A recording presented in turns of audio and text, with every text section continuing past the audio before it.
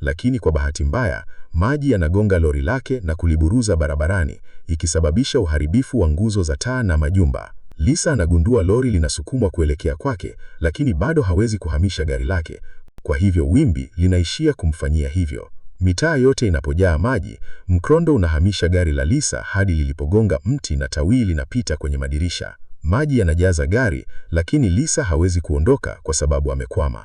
Lori la Bob pia linahamishwa na mkondo na kugonga sanamu, ikiharibu tanki, ikisababisha kumwaga chunu yote ndani ya maji. Hii inafika baharini haraka na kuvutia uziuzi wa papa. Ndugu wanaona maji yakifurika uwanjani mwao, na hata Rachel anajaribu kumwania mumewe, lakini hajali.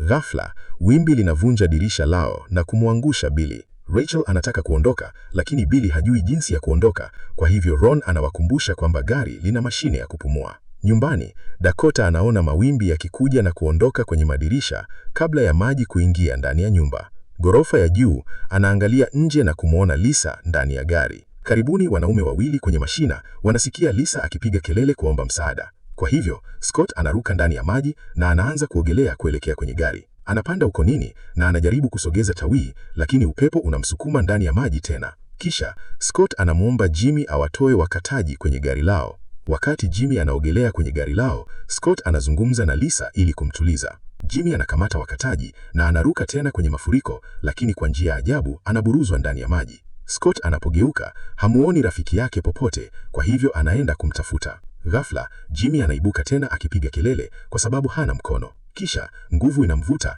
na Scott anajaribu kuogelea kuelekea kwake. Wakati huo, Dakota anaona pezi ndani ya maji, kwa hivyo anafungua dirisha kwa kuanza kupiga kelele, "Shark!" Scott hawezi kumsikia, lakini Lisa anamsikia, kwa hivyo pia anapiga kelele.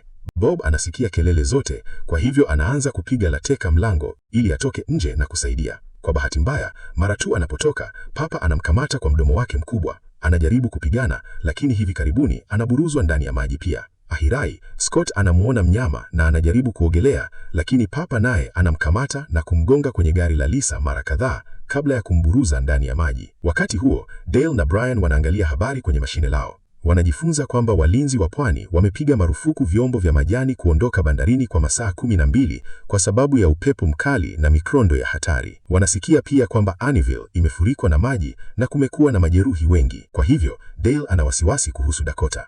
Anaangalia mfumo wa ufuatiliaji